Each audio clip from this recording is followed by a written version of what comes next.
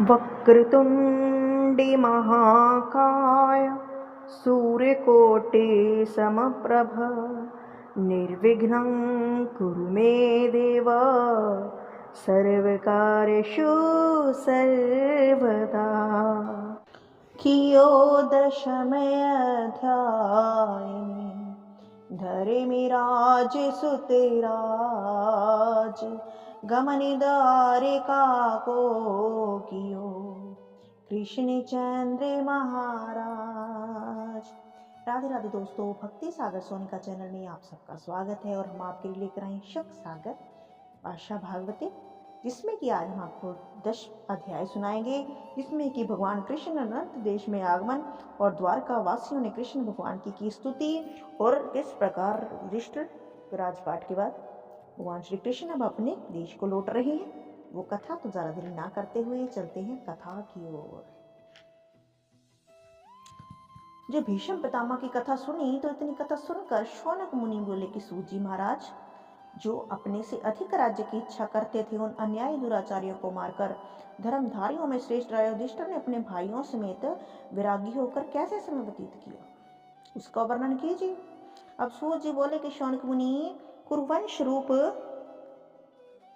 दावानल से जले वंश को कृष्ण ने फिर अपनी कृपा दृष्टि से उत्पन्न कर हस्तिनापुर के राज्य में युधिष्ठिर को प्रवेश कराकर प्रसन्न हुए और राजा युधिष्ठिर भीष्म पितामह यदुनाथ भगवान परम ज्ञान सुनकर भ्रम भटकना छोड़ कृष्ण आश्रम में सब भाइयों समेत पृथ्वी और प्रजा के इंद्र के समान पालन करने लगे। जब इच्छा होती थी तब मेघ बरसता था, पृथ्वी कामधेनु हो रही थी, गौ से वज्र प्रज्वलित हो रहा था, नदी समुद्र इच्छा पूर्वक फूलती फलती थी। राजा युधिष्ठिर के राज्य में किसी जीव को किसी समय मानसिक व्यथा रोग क्षति नहीं, सभी बहुत खुश थे। द्वारकानाथ देवकी नंदन अपने मित्र पांडवों को दुख दूर करने के लिए भगनी की प्रीति की इच्छा से कुछ दिनों तक हस्तिनापुर में वास करके पश्चात युधिष्ठिर से सम्मति कर आज्ञा ले भेंट प्रणाम कर वहां से पुरुषों से यथा योग्य मिले प्रणाम कर श्री भगवान वासुदेव रथ पर बैठे हैं। उसी समय सुभद्रा, द्रौपदी, कुंती, उत्तरा, गंधारी सभी आए। नकुल, सहदेव, भीम, होमे ऋषि और मत्स्य सुता उत्तरा आदि मोह के वश में हो मदन मोहन ब्रजनाथ बांके बिहारी के वियोग को ना सह सके, क्योंकि दुखी तो होता है ना जब कोई हमारे साथ बहुत दिन रहे तो। महात्मा पुरुष के मुख से किसी बुद्धि को मानने एक बार कृष्ण चंद्र यश को सुनना, उसमें उसी समय लोभ स्त्री पुत्र आदि प्रति तची गाने की सत्संग को नहीं त्याग सकता, तो साक्षात परमेश्वर जब आपके साथ है उसको कौन छोड़ना चाहेगा। जिन युधिष्ठिर ने कृष्ण में लौकिक प्रति नित्य प्रति आना जाना, हंसना बोलना देखा, चलना फिरना शयन हंसना रहना था, उनका विरह किस प्रकार सहा जाए। अभी सभी सोच रहे हैं कि भगवान को यहीं रख ले हम कृष्ण को, लेकिन उनको भी तो अपने घर जाना था। भगवान में मन जिनके मन लगा रहे, नेत्रों के पलक पलक भी नहीं गिरते, एकटक दर्शन करते ही रहते थे और कृष्ण की पूजा करने के लिए सामग्री लेने को जहां तहां चले। देव की सुध की यात्रा में किसी प्रकार का मंगल ना हो, बांधुओं की स्त्रियों उत्कंठा वंश आंखों के आंसू आंखों में ही रोक के बैठी कि कोई अपशगुन ना हो जाए। आज भगवान अपने धाम को जा रहे हैं, शक बीना गोमुखी धुंधली घंटी बज रही। कौरवों की स्त्रियां छज्जों पर बैठी हैं, मदन मोहन बांके बिहारी प्रीति के जाल में फंसी हुई लज्जा की मारी मन ही मन मुस्काई तिरछे चितवन से देखती थी और जय जय शब्द कर कृष्ण के सुगंधित पुष्पों को वर्षा करती थी। महाहर्ष से कृष्ण जी ने ऊपर श्वेत छत्र अर्जुन लगाए खड़े थे, जिसमें सुंदर रत्नों की डंडी और मोतियों के गुच्छे लटके हैं। परम अद्भुत पंखा उद्यम और सात्य के हाथ में लिए पवन कर रहे थे। पुरुषोत्तम पर पुष्पों की वर्षा हो रही थी। उसी समय शोभा का कौन वर्णन कर सके।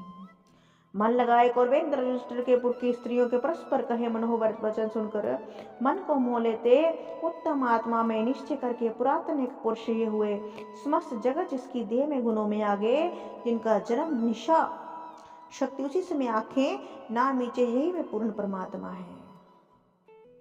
भगवान की ओर सबका ध्यान है। हे ईश्वर, वे हैं जिनकी सतकत सखाओं ने वेद में गुण नामों में जिनकी कांत की बातें जानने वाली कही गई हैं। जब तामसी बुद्धि वाले राजा पृथ्वी पर अधर्म से राज्य करते हैं, तब परब्रह्म सात्विक रूप धरकर निसंदेह संसार स्थिति के लिए युग युग में अपना रूप धारण करके आते हैं। यादव कुल अत्यंत श्लाघा करने योग्य है। मधुबन अत्यंत पुण्य स्थान है, जिसमें सब जगत के स्वामी श्रीपति ने जन्म लिया और फिर चलकर पूजने योग्य किया। यह द्वारिकापुरी पुण्य यश करनी स्वर्ग के यश का तिरस्कार करने वाली है, जिसमें नित्य अनुग्रहित मुस्कान युक्त भगवान जिनकी प्रजा देखती है। हे सखी, जिन स्त्रियों को उन्होंने पानी ग्रहण किया है, स्त्रियों ने जन्मांतर व्रत किए होंगे जो उनकी पत्नियां हैं। शिशुपाल बड़े बड़े नामी राजाओं को जीतकर अपने प्रकर में और वीर से स्वयंवर में से सुंदरियों को हर लाए, और प्रद्युम्न, सांब, अनि, रुद्रा पुत्र जिनसे उत्पन्न हुए, भूमासुर को मारकर जो कोई स्त्री लाए, उन सब के धन्य भाग्य हैं। यह परम स्त्री भाव को प्राप्त थी, क्योंकि जिनमें चतुराई नहीं, शोक संताप नहीं, परंतु देवी शोभित हुई। व्रत पूजन का प्रभाव ही तो है ये। उन्होंने बहुत अच्छे कर्म किए जो उनकी रानियां हैं, कभी उनके घर से बाहर नहीं निकलते थे। वे पुर की स्त्रियां इस प्रकार बात करती और ब्रजचंद्र उनकी ओर देख देख कर मुस्कुरा रहे हैं। राजा युधिष्ठिर ने भगवान को अकेला जान शत्रुओं की शंका से अपनी थोड़ी सी सेना भेजी है साथ में, क्योंकि युधिष्ठिर से अभी भी उनको मामा का लड़का समझते हैं। हाथी घोड़े भेजे हैं भगवान की रक्षा के लिए, और आप चारों भाई बहुत से कुरुवंशियों समेत पहुंचाने को संग चले कि आधे रास्ते छोड़कर आएंगे। बहुत दूर निकल गए तो वीरातुर कौरवों के श्री कृष्ण हस्तिनापुर को लौटा दिया और अब द्वारिका को चल दिए हैं। कुरु, जांगल, पंचाल, शूरसेन, यमुना किनारे के देश, मत्स्य देश सभी भगवान को रास्ते में मिलने के लिए आए हैं। जहां जहां भगवान ने विश्राम किया,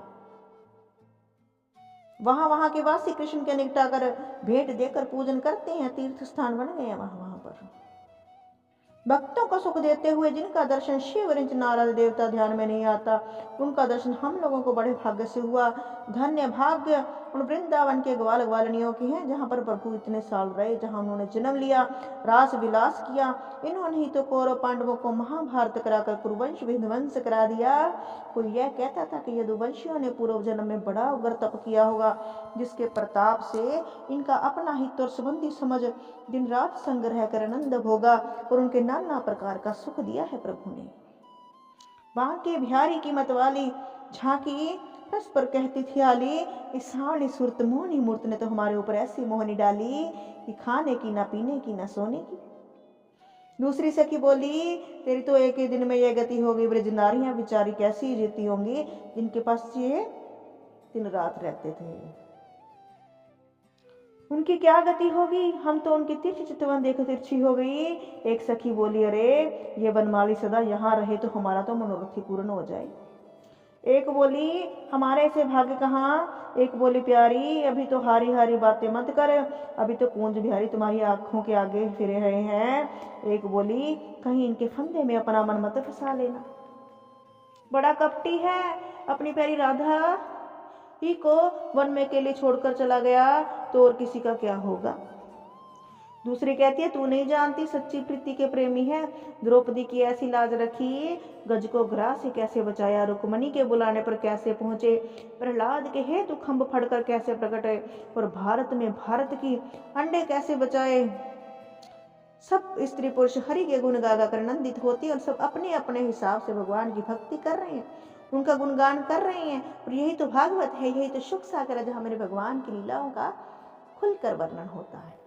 शौनक ऋषि ऐसे चलते चलते कृष्ण अनंत देश में पहुंचे, द्वारका के समीप पहुंच गए हैं। वहां घोड़े थक गए, उसी स्थान पर द्वारकाधीश ने वास किया। श्री भाषा भागवत महापुराण सुख सागरे शालग्राम वैश्य कृत्य प्रथम स्कंदे कृष्णाय देशागमन नाम 10वां अध्याय। बोलो सुखदेव जी महाराज की जय, बांके बिहारी लाल की जय, द्वारकाधीश की जय। तो आज हमने देखा कि युधिष्ठिर के हस्तिनापुर से भगवान ने विदा ली और रास्ते में जहाँ जहाँ रुके वहाँ वहाँ अमृत बरस रहा है, वहाँ वहाँ तीर्थ हो गए हैं, लोग दर्शन करने आ रहे हैं और स्त्रियां तरह तरह की बातें कर रही हैं कि भगवान को यहीं पर रख ले। और अभी पहुँच चुके हैं द्वारिका के पास में। तो अगली अध्याय में, एकादश अध्याय में भगवान पहुँच जाएंगे द्वारिका, तो हम भी सुनेंगे अगला अध्याय। तो अभी के लिए यहीं तक कथा को विराम देते हैं। धन्यवाद।